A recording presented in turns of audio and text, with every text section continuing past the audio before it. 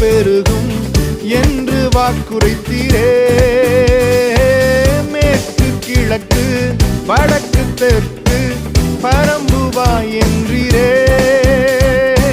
பூமியின் தூளை போல் உன் சந்ததி பெருகும் என்று வாக்குரைத்தீரே.